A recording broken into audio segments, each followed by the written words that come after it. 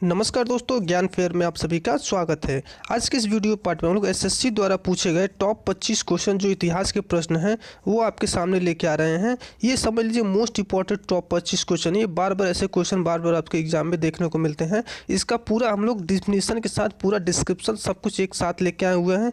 आपने समझ लीजिए ये नहीं पढ़ा तो क्या पढ़ा, मतलब ये आपके लिए बिल्कुल एकदम इंपॉर्टेंट सीरीज है। सुपर फास्ट सीरीज की ये दूसरी पार्ट है। हमने इससे पहले साइंस का दिया था, ये इतिहास का। इसी तरीके हम हर एक सब्जेक्ट का एक एक दो दो चार चार पाँच पैसे करके आपको डेली प्रोवाइड करते रहेंगे। आप ये सोच लीजिए कि आपको पछताना है या पढ़ के जाना है। अगर आपको नहीं पछताना तो आप इसको पढ़ के ही जाना, एकदम देख के जाना, समझ के जाना। वीडियो पसंद आई तो लाइक शेयर सब्सक्राइब करके जाना। देर न करते हुए चलते अपने टॉपिक पे। ठीक, पहला क्वेश्चन है हमारा, मौर्य साम्राज्य में तीर्थयात्रियों पर लगाए जाने वाले कर का नाम इनमें से क्या आया था। जो मौर्य साम्राज्य था उसमें जो तीर्थयात्री थे उस पर जो कर लगता था, तो आप लोग क्वेश्चन से ही समझ सकते हैं कि अगर यात्रियों पर कर लग रहा है तो इसका मतलब यात्रा वेतन। तो आपको सेकेंड ऑप्शन ही देखने को मिल जाएगा, यात्रा वेतन। ठीक, थोड़ा हम लोग मौर्य साम्राज्य के बारे में समझ लेते हैं। तो मौर्य साम्राज्य के बारे में समझने से पहले आप ये समझ कि मौर्य साम्राज्य के संस्थापक था वो कौन था। चंद्रगुप्त मौर्य था मौर्य साम्राज्य का संस्थापक। चंद्रगुप्त मौर्य के अगर गुरु या मंत्री क्वेश्चन पूछ दे रहा है तो वो कौन थे, चाणक्य थे। चंद्रगुप्त मौर्य के गुरु या फिर मंत्री। ठीक, चाणक्य ने एक पुस्तक की रचना की जिसका नाम था अर्थशास्त्र, जो किस पे आधारित था, राजनीतिक पे आधारित था। ठीक, ये जो चंद्रगुप्त मौर्य का शासनकाल था वो 322 से 185 ईसा पूर्व था। चंद्रगुप्त मौर्य का शासनकाल। चंद्रगुप्त मौर्य ने अपनी राजधानी पाटलिपुत्र को बनाया था। अंतिम शासक मौर्य वंश का बृहद्रथ था। बृहद्रथ की हत्या पुष्यमित्र शुंग ने कब की थी, 185 ईसा पूर्व में की थी। ठीक, ये देखिए जो भी क्वेश्चन है हमने एकदम डिट्टो ये उठाया हुआ है previous year question. SSC GD 13/12/2021 first shift का क्वेश्चन था। उसमें हम ये जो आपको क्या दे रहे हैं, अलग से जो इंटरनल नॉलेज दे रहे हैं, ये जो है आपका अगर हम चाहते तो लिख के दे सकते थे, लेकिन हमने ऐसे सोचा कि ये डिजिटल पैनल तो है नहीं, तो डिजिटल पैनल नहीं है तो हम अगर लिखेंगे तो सही से ये लिख भी नहीं पाएगा, तो आपको समझ में भी नहीं आएगा और आप उसको लेके जाएंगे भी। मान लीजिए आपने इसको पीडीएफ को डाउनलोड भी कर लिया तो ये सिर्फ चीज़ें जो ऊपर से लिखी जाती है वो तो मिट जाता है, तो आप नहीं फिर बाद में उसको एडिशनल जानकारी नहीं समझ पाएंगे। इसीलिए हमने इसमें ही ऐड कर दिया है कि आप इसमें ही अपनी जो भी एडिशनल जानकारी है उसको पढ़ लीजिएगा पीडीएफ में भी, बाद में आपको कोई भी समस्या नहीं आने वाली। ठीक, तो वीडियो पसंद आएगी तो तुरंत लाइक कर दीजिएगा, आप सब्सक्राइब कर लीजिएगा। ठीक, दूसरा क्वेश्चन आपका, बाबर ने निम्न में से किस वर्ष में दिल्ली के सुल्तान को हराकर दिल्ली और आगरा पर कब्जा कर लिया। तो आप लोग जानते हैं कि दिल्ली के सुल्तान को 1526 ईस्वी में बाबर ने हराया था। कौन से युद्ध में, पानीपत के युद्ध में। पानीपत का युद्ध कब हुआ, तो 21 अप्रैल 1526 कब 21 अप्रैल 1526 को पानीपत का प्रथम युद्ध हुआ, जिसमें बाबर ने इब्राहिम लोदी को हराया और दिल्ली पर कब्जा कर लिया। ठीक, ये देखिए एडिशनल जानकारी हम लिख के लाए। अगर हम इसमें लिखते कि ऐसे लिखते कि बाबर, देखिए सही से लिख भी नहीं पा रहा है और आप इसको सही से समझ भी नहीं पाते, फिर आप अगर पढ़ना भी चाहते हैं पीडीएफ से तो ये सारी चीज़ आपको मिलता नहीं, इसलिए हम लिख के भी लाए हैं। इसमें हम बाद में क्या करेंगे, ये जो ऊपर से पेन चल रही है इस पेन को हम ऐसे मिटा के आपको दे देंगे, ऐसे फ्रेश पीडीएफ आप पढ़ लीजिएगा। लेकिन आपको करना है सब्सक्राइब करना है, लाइक शेयर करना है। ठीक, बाबर का पूरा नाम को भी कोई पूछ देता है तो आप क्या बोलेंगे, जहीरुद्दीन मोहम्मद बाबर है बाबर का पूरा नाम। ठीक, बाबर का कार्यकाल कब से कब तक, 1519 से 1526 तक। बाबर भारत में 5 बार तक आक्रमण कर चुका था, ये बात ध्यान रखिएगा। 1519 से 26 तक बाबर ने भारत पर 5 बार आक्रमण किया था, जिसमें से 1527 का खानवा का युद्ध बाबर का प्रसिद्ध है। 1528 का चंदेरी का युद्ध, 1529 में घग्गर का युद्ध और 1530 में बाबर की तो मृत्यु हो गई, छोड़ दीजिए। तो ये 3 आप लोग युद्ध बिल्कुल याद करिएगा, 1527 खानवा, 1528 चंदेरी, 1529 घग्गर का युद्ध। ठीक, क्योंकि बार बार क्वेश्चन पूछ लेते हैं। एडिशनल जानकारी हमने थोड़ा सा इसको डल कलर में इसलिए लेके आया है कि आपको तुरंत ध्यान क्वेश्चन उठ के इसी पे ना आ जाए, इसलिए थोड़ा सा हमने इसको डल कर दे। ठीक, बहुत ही बेहतर तरीके से आपको देने की कोशिश की है हम, एकदम बेस्ट ऑफ बेस्ट। तीसरा क्वेश्चन आपका, निम्नलिखित में से किस स्वतंत्रता सेनानी पर डायर की हत्या का आरोप लगाया गया था। आप लोग जानते हैं डायर की हत्या किसने की थी, तो उधम सिंह ने की थी डायर की हत्या। तो कब की, क्यों की थी, क्योंकि जलियांवाला बाग हत्याकांड के समय पंजाब का गवर्नर कौन था, डायर था। ठीक, तो डायर ने जलियांवाला बाग हत्याकांड में गोली चलवा दी थी, इसीलिए उधम सिंह बहुत क्रोधित हुए और उधम सिंह ने क्या किया कि 21 साल बाद 13 मार्च 1940 को उधम सिंह ने डायर की हत्या कर दी। क्या कर दी, उधम सिंह ने 13 मार्च 1940 को डायर की हत्या कर दी, जलियांवाला बाग हत्याकांड। क्वेश्चन पूछे जलियांवाला बाग हत्याकांड कब हुआ, तो आप लोग बताएंगे 13 अप्रैल 1919 को हुआ था जलियांवाला बाग हत्याकांड। ठीक, 31 जुलाई 1940 को पेंटानवियल जेल में फांसी दे दी गई, किसको, उधम सिंह को। 31 जुलाई 1940 को पेटनीवेले जेल में फांसी दे देगी। ये भी आप लोग ध्यान रखिएगा, क्वेश्चन कभी कभी पूछ देता है। ठीक, देखिए ये प्रीवियस ईयर क्वेश्चन है, हमने इसमें डिस्क्रिप्शन वाइज एडिशनल जानकारी भी ऐड करके आपको बता रहे हैं कि इसके अगर बाय द वे कोई भी क्वेश्चन पूछा जाएगा तो इसके इर्द गिर्द ही पूछा जाएगा, इसलिए इर्द गिर्द की पूरी जानकारी हम आपको इसी में दे रहे हैं। ठीक, आप लोग एकदम ध्यान से सुनिएगा, समझिएगा, और बाद में पीडीएफ चाहिए तो पीडीएफ आप लोग कमेंट बॉक्स में बताइएगा तो पीडीएफ दे देंगे, डाउनलोड करके पढ़ लीजिएगा। ठीक, चौथा क्वेश्चन आपका 1756 में सिराजुद्दौला किसके बाद बंगाल का नवाब बना? तो देखिए सबसे पहले बात, सिराजुद्दौला कब नवाब बना? तो 1756 में बना। ठीक, किसके बाद बना? तो अलीवर्दी खान के बाद बना। 3 क्वेश्चन आपके कंप्लीट हो गए। सिराजुद्दौला 1756 के बाद नवाब बना, किसके बाद बना? अलीवर्दी खान के बाद बना। ठीक, चौथा क्वेश्चन, सिराजुद्दौला का पूरा नाम क्या था? तो मिर्जा मोहब्बत सिराजुद्दौला था। क्या था? मिर्जा मोहम्मद सिराजुद्दौला था। सिराजुद्दौला का माता का नाम पूछे तो अमीना बेगम था सिराजुद्दौला के माता का नाम। ठीक, 3, 4, 5 क्वेश्चन आपके ऐसे बन गए। ठीक, मीर जाफर ने ब्रिटिश प्रभाव के तहत बंगाल के पहले नवाब के रूप में कार्य किया था। किसने? मीर जाफर की अगर पूछ ले तो मीर जाफर को बताएंगे, मीर जाफर ने ब्रिटिश प्रभाव के तहत बंगाल के पहले नवाब के रूप में कार्य किया था। वैसे तो मुर्शिद कुली खां बंगाल के पहले नवाब थे, लेकिन मीर जाफर ने ब्रिटिश प्रभाव के समय कार्य किया था। इसका आंसर ऑप्शन नंबर 4 हो जाएगा। ठीक, 5वां क्वेश्चन आपका, निम्नलिखित में से किस लड़ाई में ईस्ट ने मैसूर पर कब्जा किया? अर्थात ईस्ट इंडिया ने मैसूर पर कब कब्जा किया? तो आप जानते हैं कि प्लासी की लड़ाई के बाद ईस्ट ने मैसूर पर कब्जा कर लिया। तो प्लासी की लड़ाई कब हुई? तो प्लासी का पहला युद्ध हुआ था 23 जून 1757 को। कब हुआ था? 23 जून 1757 को पहला युद्ध हुआ प्लासी को, जिसमें जो मुर्शिदाबाद के दक्षिण में 22 मील दूर नदिया, कौन सा? नदिया जिले में भागीरथी नदी के किनारे प्लासी नामक स्थान में हुआ था। क्वेश्चन ये पूछता है कि प्लासी किस नदी के किनारे है? तो आप लोग बताएंगे प्लासी भागीरथी नदी के किनारे। ठीक, मुर्शिदाबाद में ही स्थित है, नदिया जिले में भागीरथी नदी के किनारे प्लासी। ठीक, जिसमें क्या हुआ था? ईस्ट इंडिया कंपनी मैसूर को हराया प्लासी की लड़ाई में 23 जून 1757 को। ठीक, इसमें एक चीज़ और ध्यान रखिएगा कि कंपनी की सेना ने रॉबर्ट क्लाइव के नेतृत्व में नवाब सिराजुद्दौला को हरा दिया। किसने? नवाब सिराजुद्दौला को किसने हरा दिया? रॉबर्ट क्लाइव की सेना ने हरा दिया। कब? 1757 ईस्वी में। एकदम बिल्कुल ध्यान रखिएगा। 6वां क्वेश्चन है, वेट्टी किस शासक द्वारा जबरन श्रम के रूप में एकत्र किया गया कर है? तो आप लोग जानते हैं वेट्टी चोल शासक द्वारा एकत्र किया गया कर है। ठीक, चोल शासक का संस्थापक कौन था? विजया चोल थे। चोल वंश का संस्थापक विजयालय चोल। कब से कब तक? तो 848 से 771 ईसा पूर्व तक विजयालय चोल की स्थापना और कार्यकाल चला। ठीक, 7वां नंबर क्वेश्चन आपका, निम्नलिखित में से किस वास्तुकार को ब्रिटिश काल के दौरान नई दिल्ली के मुख्य भागों में इमारतों की योजना बनाने और उन्हें डिजाइन करने का श्रेय दिया जाता है? अर्थात इमारतों की योजना बनाने और डिजाइन करने का अर्थात श्रेय किसे दिया जाता है? तो आप लोग जानते हैं एडवर्ड लुटियंस को दिया जाता है। किसको? एडवर्ड लुटियंस को आर्किटेक्चर के लिए क्या श्रेय दिया जाता था उस समय। ठीक, 8वां क्वेश्चन आपका, अकबर के दरबार में नवरत्नों में शामिल महेश दास निम्न में से किस नाम से लोकप्रिय थे? तो महेश दास का दूसरा नाम क्या था? तो आप लोग जानते हैं महेश दास को बीरबल के नाम से जाना जाता था, बीरबल। अब बात कर लेते हैं नवरत्न में से कौन कौन से थे। तो पहला अबुल फजल थे, दूसरा फैजी थे, तीसरा तानसेन थे, चौथा बीरबल थे, 5वां राजा टोडरमल थे, 6वां मानसिंह थे, 7वां अब्दुल रहीम खान खाना थे, 8वां हकीम हुकाम थे, 9वां मुल्ला दू प्याजा। मुल्ला दू प्याजा को प्याज खाने के लिए जाना जाता था, ये बार बार बीच में टोका करते थे। इनकी किसी कुछ खासियत थी, तो ऐसे करके 9 आपके महारत्न शामिल थे किसके? अकबर के दरबार में। ठीक, बिल्कुल आप लोग ध्यान रखिएगा। 9वां क्वेश्चन आपका, मुगल बादशाह शाह आलम द्वितीय ने किस वर्ष में बंगाल, बिहार और उड़ीसा की दीवानी ईस्ट इंडिया कंपनी को अनुदान स्वरूप देने का फरमान जारी किया?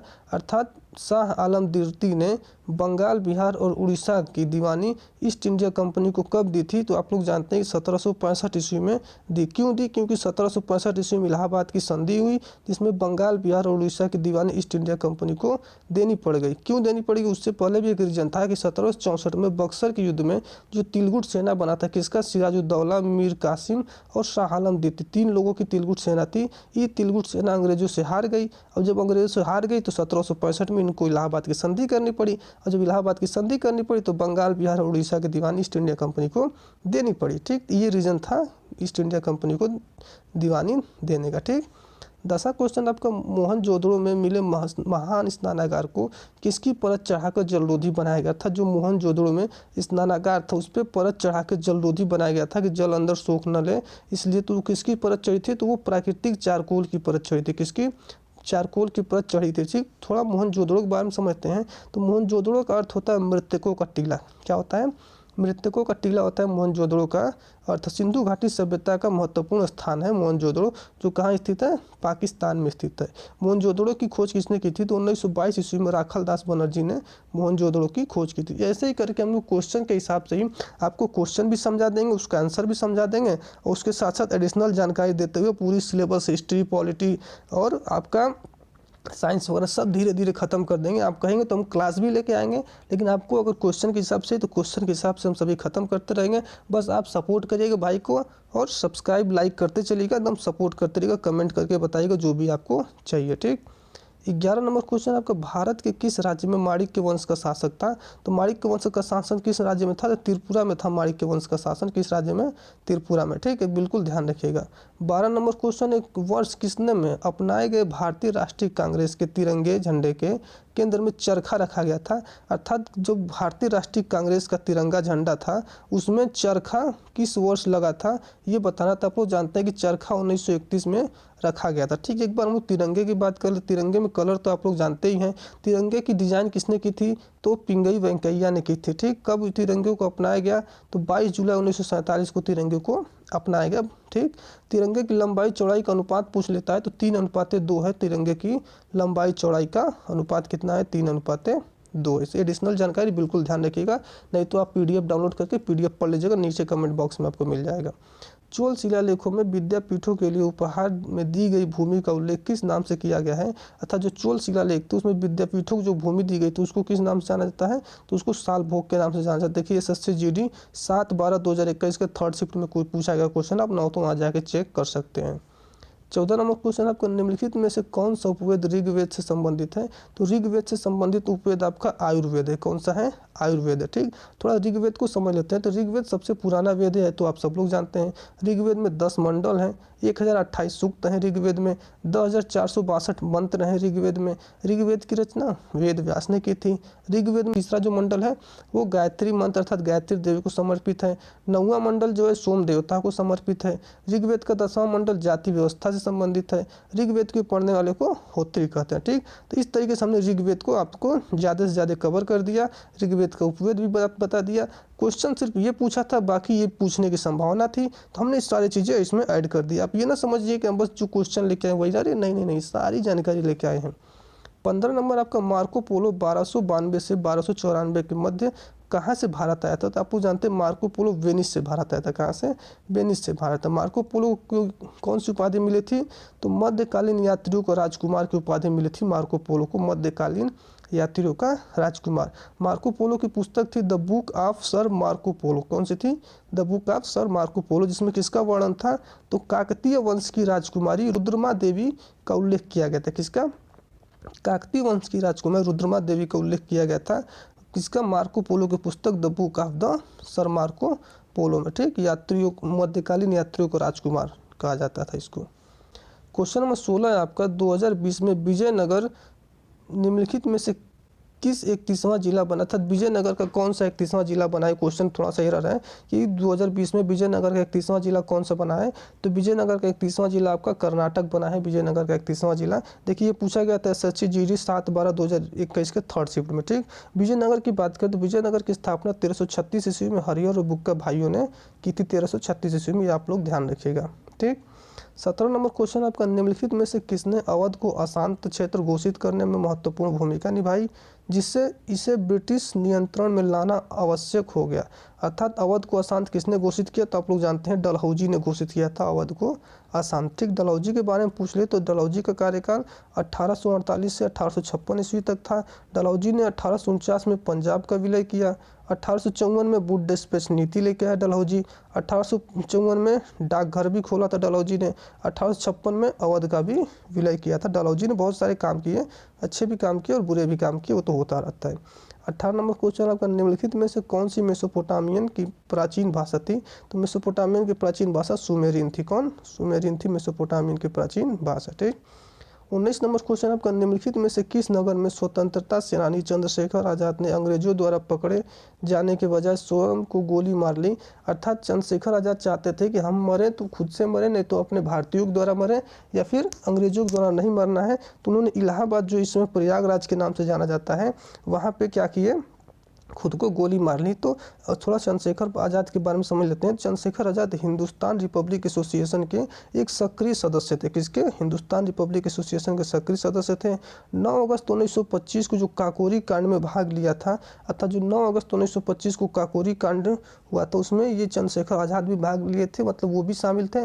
इसलिए इनको क्या कर रहे थे, अंग्रेज खोज रहे थे इनको फांसी देने के लिए। तो इसलिए वो 27 फरवरी 1931 को इलाहाबाद के अल्फ्रेड पार्क में खुद को गोली मार के और अपनी हत्या कर ली। ठीक, ताकि उनके रिवॉल्वर में जितनी गोलियां थी वो अंग्रेजों को मारे। बाकी एक गोली लास्ट में बची थी, तो उन्होंने सोचा कि हम अंग्रेजों की गोली से मरने से अच्छा है वो खुद ही मर गए। उन्होंने एक कोड भी दिया था, अंग्रेज बुलेट हैज नॉट शूट मी, ऐसे करके उन्होंने ये भी बोला था, मतलब खुद से उन्होंने आत्महत्या कर ली। 20वां नंबर क्वेश्चन आपका, भारतीय स्वतंत्रता आंदोलन के संदर्भ में 1932 में ग्रेट ब्रिटेन निम्नलिखित में से किस प्रधानमंत्री ने सांप्रदायिक निर्णय अर्थात कम्युनल अवार्ड की घोषणा की थी? तो आपको जानते हैं कम्युनल अवार्ड की घोषणा रैमजे मैकडोनाल्ड ने की थी। किसने? रैमजे मैकडोनाल्ड ने की थी कम्युनल अवार्ड की घोषणा। ठीक, 21 नंबर क्वेश्चन है, स्वामी दयानंद सरस्वती द्वारा आर्य समाज की स्थापना किए जाने के समय भारत का वायसराय कौन था? तो जब देखिए पहली बात तो कि आर्य समाज की स्थापना किसने की? तो स्वामी दयानंद सरस्वती। पहला क्वेश्चन, उस समय वायसराय कौन था? तो नॉर्थ बुक। दूसरा क्वेश्चन, तीसरा क्वेश्चन, आर्य समाज की स्थापना कब हुई? तो 10 अप्रैल 1875 को हुई आर्य समाज की स्थापना। 3 क्वेश्चन आपके यहाँ से बन जा रहे हैं। ठीक, आप लोग बिल्कुल ध्यान से सुनते रहिएगा और देखते रहिएगा। 22 नंबर क्वेश्चन है, बेगम नूरजहां का विवाह पूर्व नाम क्या था? अर्थात बेगम नूरजहां का जब विवाह हुआ उससे पहले उनका क्या नाम था? तो उसका नाम था मेहर उन्निसा। क्या नाम था? मेहर उन्निसा था विवाह से पहले उनका नाम। ठीक, कार्यकाल क्या था? तो जून 1620 से 28 अक्टूबर 1627 तक कार्यकाल था बेगम नूरजहां का। बेगम नूरजहां की मृत्यु 17 दिसंबर 1645 को हुई थी। इसकी माता का नाम असमत बेगम था बेगम नूरजहां की। बेगम नूरजहां के पिता का नाम ग्यास बेगम था। कभी कभी क्वेश्चन पूछ लेता है तो आप लोग ध्यान रखिएगा। ठीक, 23 नंबर क्वेश्चन, 1932 में महात्मा गांधी और किसके बीच पूना समझौता हुआ था? तो आप लोग जानते हैं कि पूना समझौता पहली बात तो महात्मा गांधी के बीच, महात्मा गांधी और भीमराव अंबेडकर के बीच हुआ था, पहला क्वेश्चन। दूसरा क्वेश्चन कब हुआ था? तो 1932 में हुआ था। ठीक, तीसरा क्वेश्चन किस जेल में हुआ था? तो आप लोग कहेंगे कि यरवदा जेल में हुआ था। देखिए सही से लिख नहीं पा रहा है ना, इसीलिए हम खुद ही सब लिख के लाए हैं कि आपको भी समस्या ना हो और हमको भी समस्या ना हो, इसलिए यरवदा जेल में हुआ था 1932 ईस्वी महात्मा गांधी और भीमराव अम्बेडकर के बीच पूना समझौता। ठीक, 24 नंबर क्वेश्चन आपका, अलाउद्दीन खिलजी ने अपने सैनिकों के लिए नए सैनिक नगर का निर्माण कराया जिसका नाम क्या था? तो उसका नाम सीरी था। क्या नाम था? सीरी था, जिसमें उसने नए सैनिकों के लिए नगर निर्माण कराया था। ठीक, 25 नंबर क्वेश्चन आपका, दारा सिकोह अंततः उत्तराधिकार के युद्ध में सामूगढ़ की लड़ाई में किससे हार गया था? ठीक, पहली बात तो दारा सिकोह हारा था। किससे हारा था? तो वो आपका हारा था औरंगजेब से। किससे हारा था? औरंगजेब से हारा था। किस लड़ाई में हारा था? तो सामूगढ़ की लड़ाई में हारा था। सामूगढ़ की लड़ाई कब हुई? तो 29 मई 1658 को हुई थी सामूगढ़ की लड़ाई। 3-4 क्वेश्चन एक प्रश्न में से आपके देखने को मिल रहे हैं। जिस तरीके से भी क्वेश्चन पूछ ले, एसएससी पूछ ले, जो भी पूछ ले, आपको बेस्ट ऑफ बेस्ट क्वेश्चन हमने प्रोवाइड किया है। इस तरीके से हमने 25 क्वेश्चन आपको कंप्लीट कराए। आप जानते हैं कि आप लोग का या तो एसएससी CHSL हो गया, या फिर आपका एसएससी CGL हो गया, या फिर आपका एसएससी GD हो गया, या फिर आपका एसएससी MTS हो गया। 25 क्वेश्चन ज़्यादातर नहीं पूछे जाते हैं, इसलिए हमने 25 क्वेश्चन ही लेके आया, क्योंकि कम समय में ज़्यादा आपको क्वेश्चन कराने थे, तो हमने 25 क्वेश्चन लेके आया। आपको वीडियो पसंद आई हो तो आप क्या कर दीजिए, तुरंत वीडियो को लाइक कर दीजिए। शेयर करना चाहते हैं शेयर करिए, और भाई प्लीज़ भाई का सपोर्ट करिए, क्योंकि बहुत मेहनत लगता है कि क्वेश्चन को अरेंज करो। अरेंज करने के बाद उसमें डेट भी मेंशन करो, जैसे हमने आपको दिखा दिया कि हमने इसमें डेट भी मेंशन कर रखा है कि कब का क्वेश्चन है। उसके बाद इसमें एडिशनल जानकारी भी ऐड करो कि आपको कोई समस्या ना हो। फिर इसके बाद ये सारे चीज़ें मिटा के आपको PDF प्रोवाइड करो। ये सभी चीज़ें करने के बाद हम आपके साथ सामने आते हैं, तो इसलिए आप लोग भाई का सपोर्ट करिएगा और सब्सक्राइब करिएगा। हाँ, अगर आपको PDF चाहिए तो PDF टेलीग्राम पे उपलब्ध तभी मिलेगा जब आप वीडियो को सब्सक्राइब करेंगे, ज़्यादा से ज़्यादा कमेंट करेंगे, बोलेंगे भैया PDF चाहिए, तो PDF आपको इस तरीके का बिल्कुल मिल जाएगा। ठीक, फिलहाल आज के लिए इतना ही, देर न करते हुए करते हैं आपका धन्यवाद।